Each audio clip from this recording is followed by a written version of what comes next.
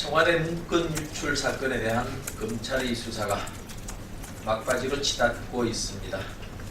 검찰은 소환, 압수수색, 대지일 조사 등 성역 없이 강도 높은 수사를 진행하고 있습니다.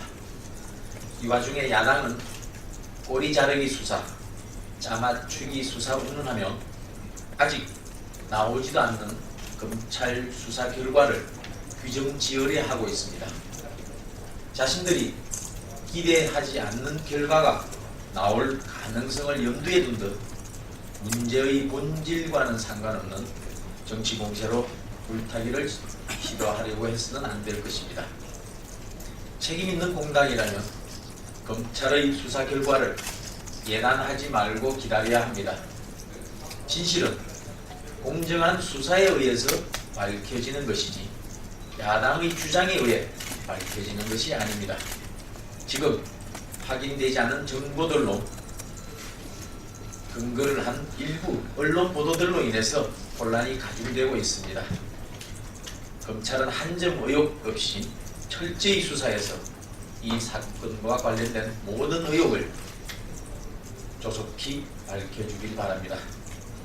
우리가 경계하고 자중해야 할 것은 과도한 공세로 인한 국정 혼란입니다.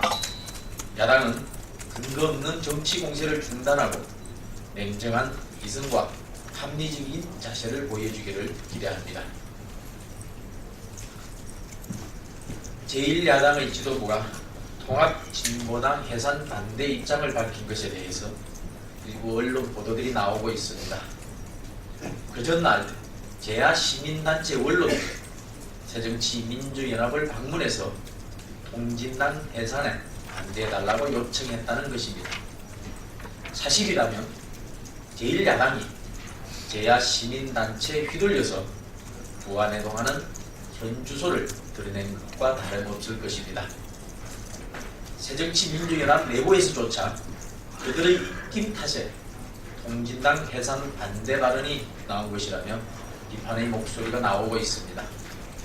정당 해산 심판은 헌법재판소가 헌법 법리에 따라서 결정할 사항입니다. 재판에 영향을 주는 정당 대표의 발언은 정치적 압력으로 비춰질 수 있는 만큼 자제했어야 마땅합니다. 130석을 가진 정당이 당의 세력에 휘둘리는 것은 국민대표로서의 자격 상실이나 다름없을 것입니다. 제1야당으로서 제 목소리를 내는 당당함을 찾기 바랍니다. 한 아시안 특별 정상회담이 부산에서 실제 열리고 있습니다. 박근혜 대통령은 어제까지 9개국과 릴레이 정상회담을 갖고 협력 방안을 논의했습니다. 내일 훈센 캄보디아 총리와의 정상회담을 끝으로 아세안 10개국과의 정상회담을 마치게 됩니다. 아세안은 우리에게 큰 비중을 차지하는 중요한 교역 상대입니다. 아세안과의 교역 규모는 지난해 기준으로 약 1,353억 달러입니다. 이는 중국에 이어서 두 번째로 큰 규모이고 유럽연합이나 미국보다도 더 큰 규모입니다. 아세안 회원국 간의 경제적 협력이 확대되면 아세안의 위상은 더욱 높아질 것입니다. 내년 말 아세안 경제 공동체가 출범하게 되면 인구는 약 6억 4천만 명, 역내 국내 총생산이 약 3조 달러에 이르는 거대한 한일 시장이 형성됩니다. 경제 회복세가 미약해지고 있는 우리 경제에도 아세안 경제 공동체의 탄생은 희소식입니다. 잠시 지쳐 쉬고 있는 우리 경제를 다시 일으켜 세우는데도 좋은 기회가 될 것입니다.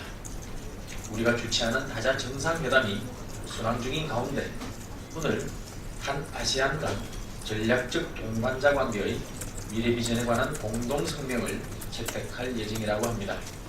이번 한 아세안 특별 정상회의가 한국의 경제, 정치, 안보의 전략적 가치를 확대하고 신성장 동력의 파트너로서 협력 관계를 더욱 공고히 하는 계기가 되기를 기대합니다. 연말을 때 생각나는 것이 따뜻하고 훈훈한 분위기가 아닐까 싶습니다.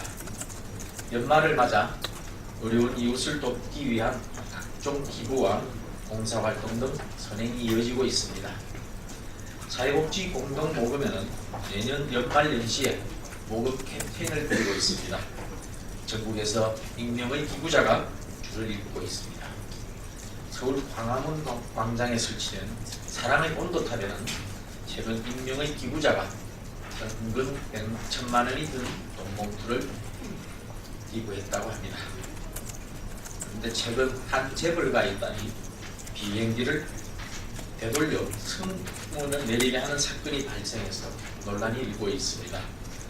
작은 정성들이 하나 둘씩 모여서 큰 사랑을 실천하는 미묘한 우측 대조적입니다. 이번 사건은 세상 노블레스 오블리지를 떠오르게 합니다. 올해를 마무리하고 다시 시작하는 새해에는 이웃을 존중하고 서로를 이해하며 어려운 이들을 적극 돕는 사회가 되기를 기대합니다.